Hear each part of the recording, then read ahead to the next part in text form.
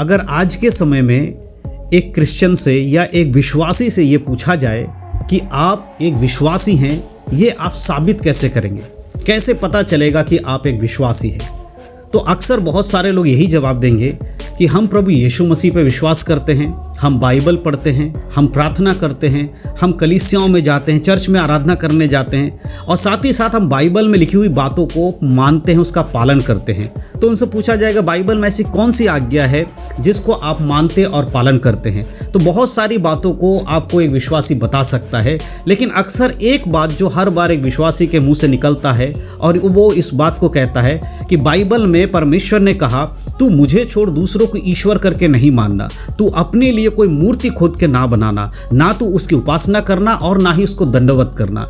इस बात को अक्सर बहुत सारे लोग बोलते हैं क्योंकि बाइबल में 10 आज्ञाओं में ये आज्ञा दिया गया है कि एक विश्वासी को कभी भी किसी मूर्ति की आराधना नहीं करनी चाहिए या परमेश्वर पर विश्वास करने वाले व्यक्ति को कोई मूर्ति खोदकर नहीं बनाना चाहिए और उसकी आराधना या उसके सामने दंडवत नहीं करना चाहिए। इस बात को अक्सर लोग कहते हैं, लेकिन क्या आप जानते हैं आज के बहुत सारे ऐसे विश्वासी हैं जो एक मूर्ति पूजा के बराबर एक पाप करते हैं। भले ही वो एक मूर्ति बनाकर उसकी पूजा नहीं कर रहे, भले ही वो किसी मूर्ति के आगे दंडवत नहीं कर रहे, लेकिन बहुत बार इन सारे कामों को ना करने के बाद भी कुछ ऐसे लोग होते हैं जो जाने में अनजाने में कुछ ऐसा पाप करते हैं जो कि मूर्ति पूजा के बराबर है।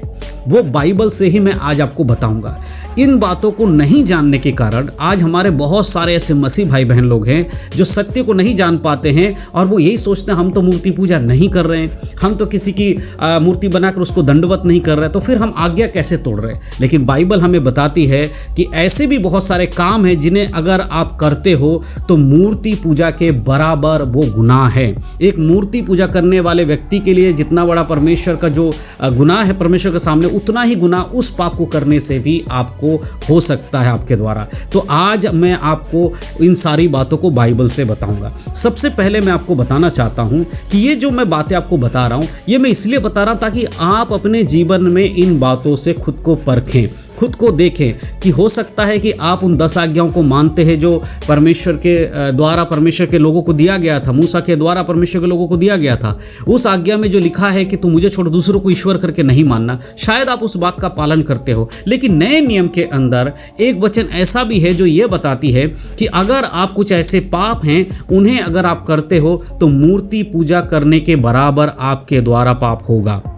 इन बातों को समझना बहुत ज़रूरी है। तो सबसे पहले मैं उस वचन को आपके लिए पढ़ना चाहता हूं जो पुराने नियम में है और परमेश्वर ने क्या आज्ञा दिया था। अगर हम निर्गमन की किताब उसके 20 अध्याय के 3 आयत से अगर आप पढ़ेंगे तो यहाँ पर कुछ बातें लिखी, यहाँ लिखा है तू अपने लिए कोई मूर्ति खोदकर ना बनाना, ना किसी की प्रतिमा बनाना जो आकाश में या पृथ्वी पर या पृथ्वी के जल में है, तू उनको दंडवत ना करना और ना उनकी उपासना करना, क्योंकि मैं तेरा परमेश्वर यहोवा जलन रखने वाला परमेश्वर हूँ। और जो मुझसे बैर रखते हैं उनके बेटों, पोतों और परपोतों को भी पितरों का दंड दिया करता हूँ। यहाँ पर परमेश्वर कहता है कि अगर कोई ऐसा काम करेगा जिसके बारे में मैंने मना किया है तो मैं केवल उसको नहीं, उसके बेटों को, उसके पोतों को, उसके परपोतों को भी उस बात का दंड दूंगा।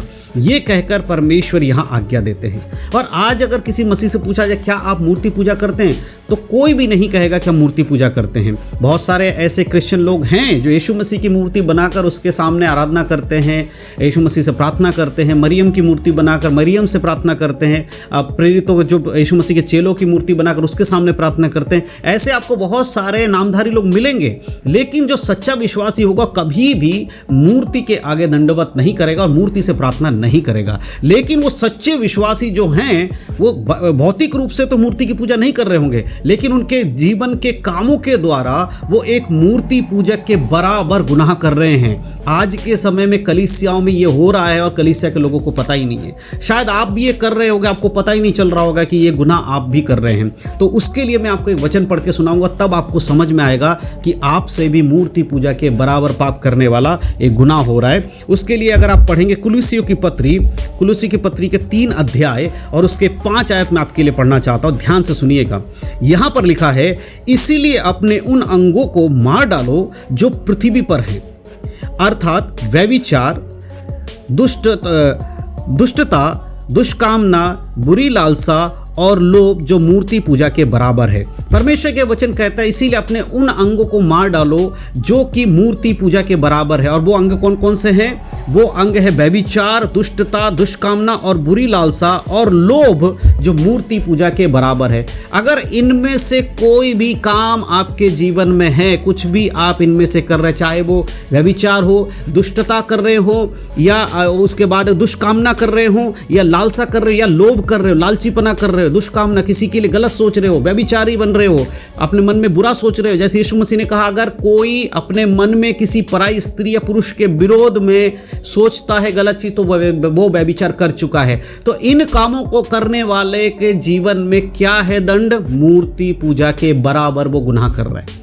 आज बहुत सारे लोग मूर्ति पूजा नहीं करते, सोचते हैं हम तो मूर्ति पूजक नहीं है, हमसे कौन सा गुनाह हो रहा, हम तो दंडवत नहीं कर रहे किसी को। लेकिन आपके जीवन में अगर इनसे रिलेटेड कोई भी काम है तो आप उस आज्ञा के अनुसार जो मूसा के समय परमेश्वर दिया था, ये भी आपके लिए उतना ही बड़ा पाप ठहरेगा। इसलिए मेरे प्रियो, मेरे मसीह भाई बहनों, अपने जीवन को परखिए, अपने जीवन को देखिए, जो कुछ आप कर रहे हैं उसमें खुद को जांचना शुरू कीजिए।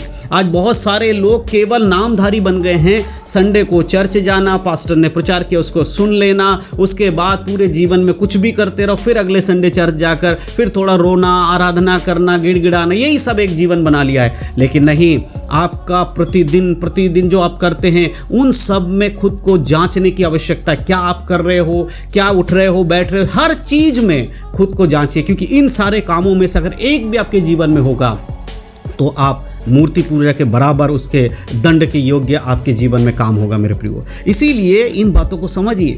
विश्वासियों को लगता है कि हम तो यीशु मसीह पर विश्वास कर चुके, अब तो कोई दिक्कत ही नहीं, हम सीधे स्वर्ग चले जाएंगे।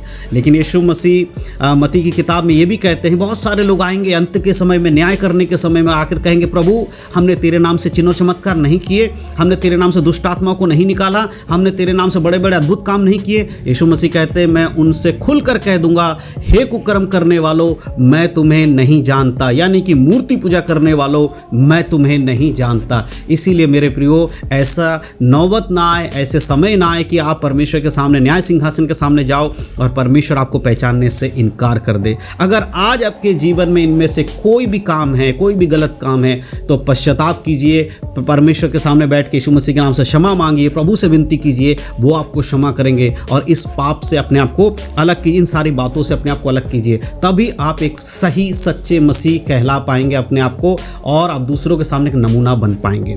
तो मेरे प्रियो, ये सारी बातें जानना बहुत ज़रूरी है।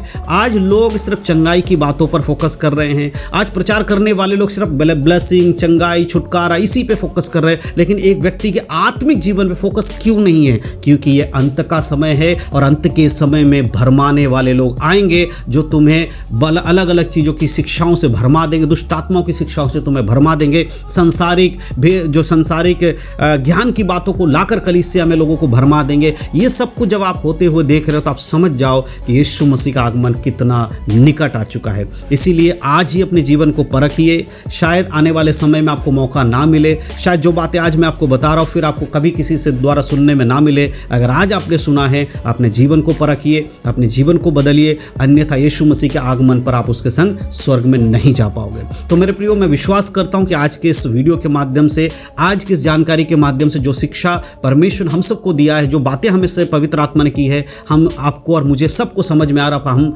अपने जीवन में हमेशा इस बात को याद रखेंगे कि अगर हमारे जीवन में कोई पाप ऐसा है तो उसको हटाएंगे, अगर नहीं है तो इस पाप से अपने आप को दूर रखेंगे। तो बहुत बहुत धन्यवाद आप सभी का। और अगर आप पहली बार अगर आप हमारे इस वीडियो को देख रहे हैं और अगर फेसबुक के माध्यम से देख रहे हैं तो हमारे फेसबुक पेज को लाइक और फॉलो कर लीजिएगा। और अगर आप यूट्यूब के माध्यम से इस वीडियो को देख रहे हैं तो हमारे चैनल को सब्सक्राइब करना बिल्कुल मत भूलिएगा। आने वाले समय में इस तरह के और भी वीडियोज़ आप तक आने के लिए ज़रूरी है कि आप हमारे चैनल को सब्सक्राइब करें। और अगर आपका कोई टॉपिक है, किसी विषय पर आप वीडियो चाहते हैं कि बाइबल आधारित बातें मैं आपको समझाऊँ, तो आप ज़रूर कमेंट बॉक्स में, नीचे जो कमेंट बॉक्स है उसमें लिख के बताइए। और कुछ भी, जो भी आप सोचते हैं, कुछ भी आपका सवाल भी है, तो कमेंट में लिख के ज़रूर बताइएगा। आने वाले समय में मैं आपके कमेंट का जवाब भी दूंगा और हो सकेगा तो उस पर वीडियो बनाकर भी आप तक पहुंचाऊंगा। तो सभी को प्रभु यीशु मसीह के नाम में जय मसीह की। परमेश्वर आप सबको आशीष दे।